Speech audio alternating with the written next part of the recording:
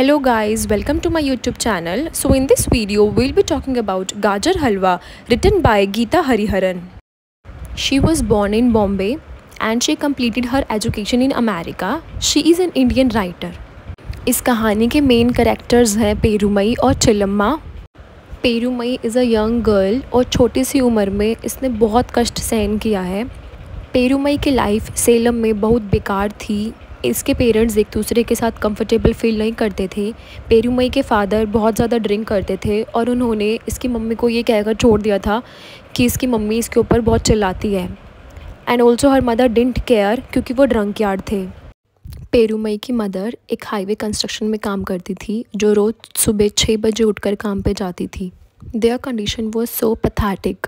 Her mother carries a baby with her. और जो पेरूमई थी वो बिल्कुल एक छोटी मम्मी की तरह थी और वह अपने घर का पूरा देखभाल करती थी. अपने छोटे भाई को रेडी करती थी, अपनी मम्मा के लिए चाय बनाती थी.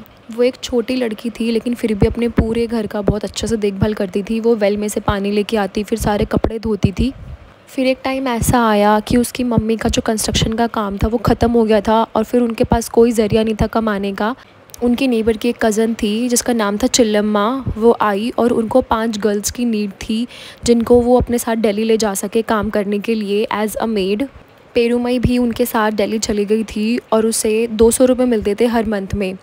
जब वो दिल्ली पहुँची उसे वो बहुत गंदी जगह लगी क्योंकि उसको सिर्फ यूरिन की स्मेल आती थी. उन 200 रुपयों में से चिल्लम्मा को उसे 50 रुपये देने पड़ते थे और 150 रुपये वो अपने घर भेजती थी. पेरूमई का काम सिर्फ घर साफ़ करना था, कपड़े धोना था और जो इनके ऑनर थे उनके बेबी की देखभाल करनी थी. जब वो मिल्क बूथ पर खड़ी थी उसने पूछा तो सारी लड़कियां उसी की तरह ही फेस कर रही थी. वो सब वहाँ मज़े लेने या अपनी लग्जरी लाइफ जीने के लिए नहीं गए थे. वो सिर्फ अपनी फैमिली के लिए अर्न करने गए थे ताकि वह ज़िंदा रह सके.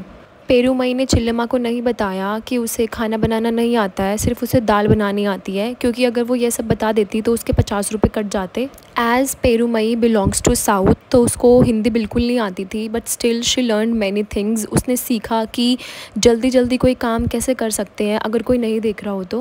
पेरूमई का डेली का काम था सिर्फ गाजरों को छीलना और उसे कसना जिसकी वजह से जो उसकी उंगलियां थी वो बिल्कुल नम हो जाती थी. दिस शोज़ कि उसे कितना दर्द सहन करना आने वाले फ्यूचर में. पेरूमई को बहुत सारी कठिनाइयों का सामना करना पड़ा. सबसे पहले था लैंग्वेज क्योंकि उसे लैंग्वेज समझ नहीं आती थी हिंदी. अब वो गाजर को खच्चर बोलते थे लेकिन दिल्ली में गाजर बोला जाता था. ऑल्सो हर मिस्ट्रेस कॉल्स हर प्रेमा क्योंकि जो पेरूमई था वो बहुत बड़ा वर्ड हो जाता था लेकिन पेरूमई को लगता था कि उसकी मिस्ट्रेस को उसका नाम ही लेना नहीं आता है. And the second thing was weather.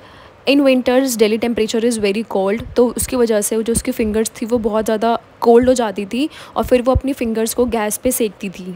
Now we'll talk about the themes. There are only 3 themes in this story. The first one is poverty यानी गरीबी. The second one is migration to big city and the last one is hardship and struggle. Thank you for watching. Bye bye.